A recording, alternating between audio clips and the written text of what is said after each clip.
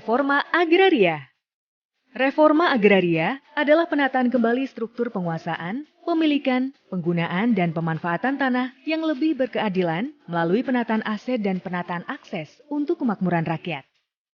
Demi memangkas ketimpangan struktur agraria, pemerintah segera mempercepat realisasi reforma agraria. Presiden Joko Widodo menginstruksikan jajaran kementerian terkait guna mempercepat reforma agraria di kawasan hutan. Presiden Joko Widodo menargetkan pembagian sertifikat tanah hingga 9 juta hektar di tahun 2024. Saya akan menyerahkan 124.120 sertifikat tanah hasil redistribusi di 26 provinsi dan 127 kabupaten dan kota. Sejak dilaksanakan program pendaftaran tanah sistematis lengkap tahun 2017 hingga 2022, telah terjadi pertambahan nilai ekonomi sebesar kurang lebih Rp5.219 triliun hasil dari penerimaan pendapatan dari pajak bumi dan bangunan, bea perolehan hak atas tanah dan bangunan, dan lainnya.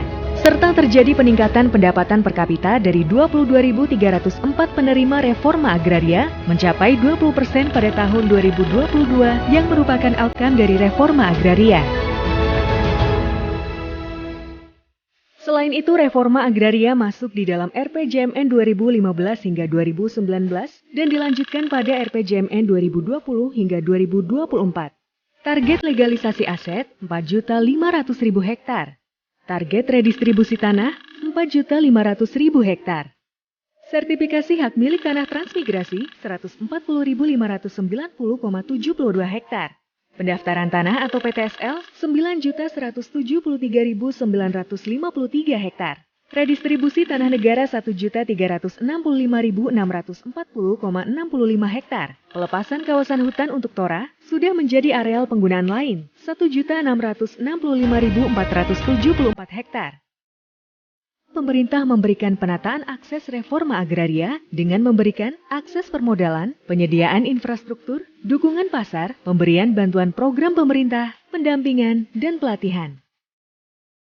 Pada pertemuan puncak GTRA Summit Karimun 2023, telah disepakati deklarasi Karimun oleh para menteri yang tergabung dalam tim reforma agraria nasional dalam hal untuk mewujudkan resolusi penyelesaian legalisasi aset permukiman di atas air, pulau-pulau kecil dan pulau terluar, penyelesaian konflik agraria pada aset BMN atau BMD, BUMN atau BUMD yang dikuasai oleh masyarakat, resolusi penyelesaian permasalahan pertanahan transmigrasi, resolusi redistribusi tanah dari pelepasan kawasan hutan.